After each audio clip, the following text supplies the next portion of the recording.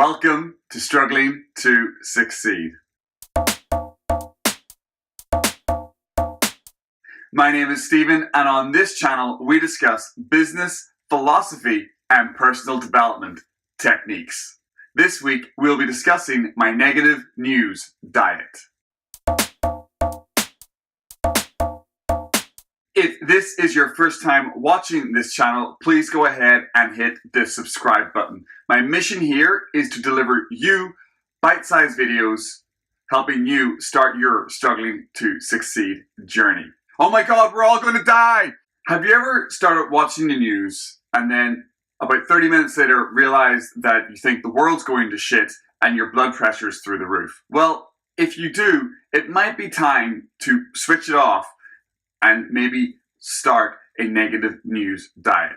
The reason I started a negative news diet is pretty much the same reason why I cut back a lot on watching TV shows. It's also the same reason why I decided to change my diet, eat more vegetables, eat better proteins. It's also the reason why I decided to read more books, listen to more positive podcasts, and really try to improve myself. You live in the bubble that you create for your life. And if you're eating fast food every day, watching the worst kind of television shows, and also getting deep into an hour of negative news on CNN or Fox or BBC every night, you're creating negativity in your life and doing sort of what I describe as bad things. Bad diet, bad exercise, bad news for the brain. This is why I went on a negative news diet. Now, a diet is a diet. It doesn't mean you've quit the news. It doesn't mean that you stop being informed and you have a look from time to time about issues that are important to you and also world issues. What I mean about a negative news diet and why I stopped watching the news is that I no longer watch the 5 p.m. or the 6 p.m. or the 7 p.m. or the 8 p.m. every hour evening news in the local area or around the world. I don't need to watch 4 hours of news a day to hear the same headlines 4 times by 4 different networks with slightly different opinions.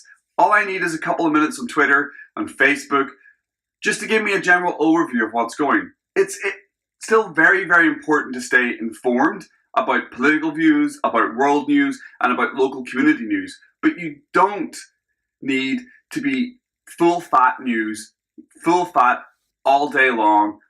And that's the whole point of a negative news diet. In my struggling to succeed journey, I found that when I cut out a lot of negative news, I actually did generally feel happier. I wasn't worried as much about things happening in the United States currently. I'm not worried as much about BritX. Being someone living in Canada, it's not a lot I can do about where I used to live. But I don't worry about it as much because I'm not watching the news constantly about these things. And that helps. I do, however, like to vote and get involved in local community issues that come up that affect my daily life. And this is what I think the essence of a negative news diet is. You need to be very careful about the news that you want to listen to, the news that you want to deal with. Sometimes we get sucked into the sort of like the movie-esque 24 hours a day news that they put out there, the bombs going off, the airstrikes, the wars that are happening. And it's almost like we're watching a reality TV show of the world going to hell in a handbasket. But is that really affecting your drive to work? The price of eggs? Your interaction with your local people and your local community and your wives and your spouses and your friends? No, not really. But being involved in local news and keeping an eye on news and events that might affect you politically, might affect you because of your beliefs, that's important. It's important to be involved with your local community, and it's important to know about issues that you can directly affect and that issues that directly affect you. Also, it's extremely important to know that the world's actually a pretty beautiful place, and there's lots and lots of positive things going on. Type into Google, good news today. Type into the computer about what's going on that's positive in the world.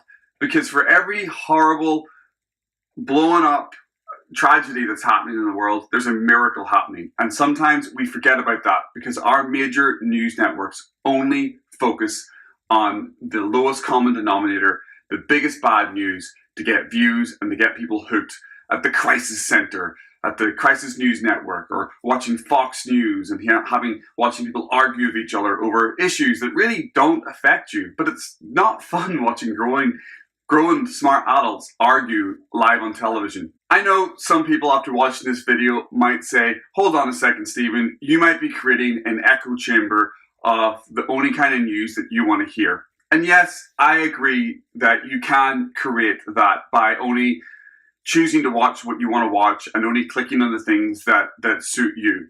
That is a problem for everybody.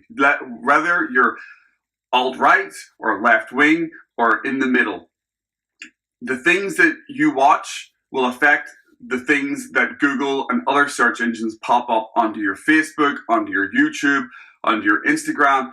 It's just the way of the world. We are in a society now that our likes affect the kind of media that gets put in front of us.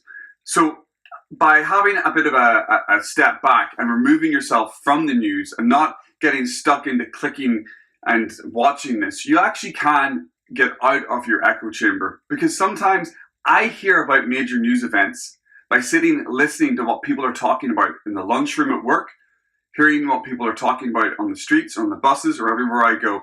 That's interesting for me to find out when you hear people around you talking about issues and you're like, I didn't know about that.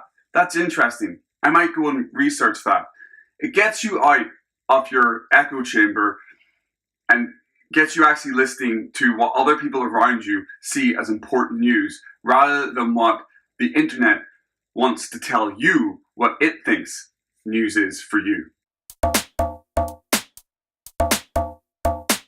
Well, that's it from me this week. I hope you enjoyed this video and found it helpful, and I hope you can cut back on your news. If you did find it helpful, go ahead and hit the like button. Also, don't forget to subscribe to follow along and get lots more content on my Struggling to Succeed journey. Thanks very much for watching. Hope to see you next week. And as always, make it a good one.